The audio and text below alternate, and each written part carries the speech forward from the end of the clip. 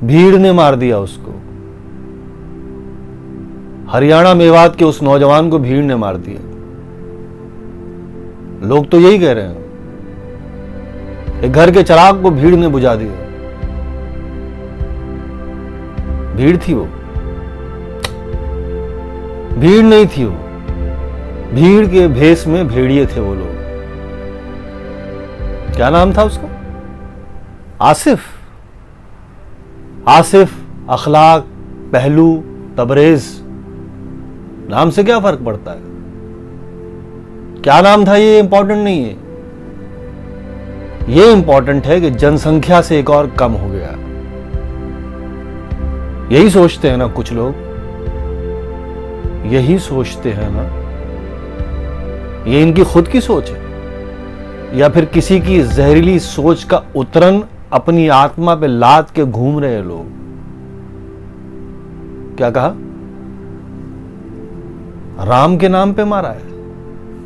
नहीं, राम के मानने वाले किसी को मार नहीं सकते। ये राम के बच्चे नहीं, रावण की औलादे लगते हैं। जी हाँ। क्या डर नहीं लगता इनको? डर सुनते हैं कि कुछ सफेद पोश सियासतदानों की पुष्ट पनाही हासिल है ऐसे लोगों को, और इनकी आंखों ने यह भी तो देखा है कि मॉब लिंचिंग करने वालों को मालाएं पहनाई जाती है, सत्कार किया जाता है, सम्मान मिलता है, और नेता बनने के लिए चुनाव का टिकट भी तो मिलता है। जी हाँ, लोग कहते हैं कि इस देश में कोरोना चल रहा है, कोरोना वायरस चल रहा है। कोरोना वायरस, कोरोना वायरस से एक और खतरनाक वायरस इस वक्त इस समाज में और इस देश में पनप रहा है, कम्युनल वायरस। जी हाँ, कोरोना का तो इलाज मुमकिन है, लेकिन कम्युनल वायरस का इलाज आई डाउट। कोरोना की वैक्सीन तो बन गई है, लेकिन कम्युनल वायरस की वैक्सीन कब बनेगी?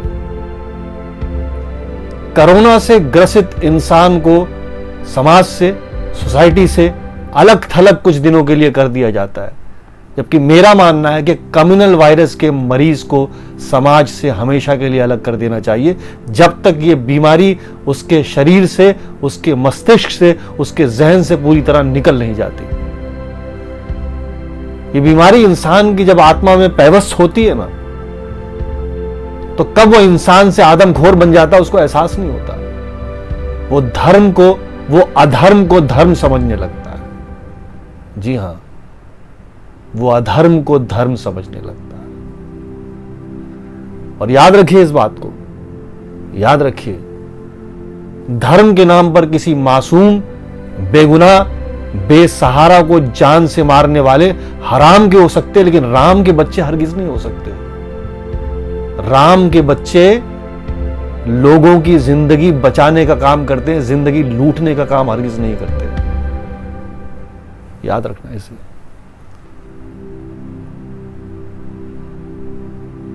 कब खत्म होगा ये वायरस?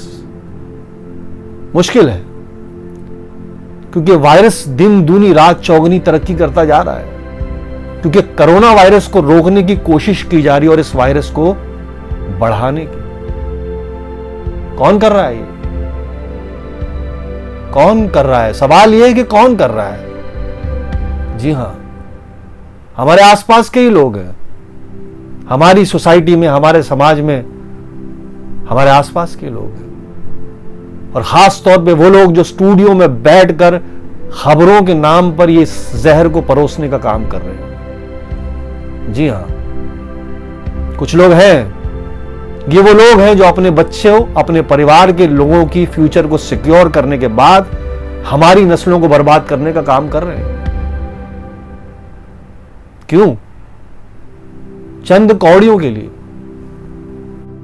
अब रुकेगा ये सब?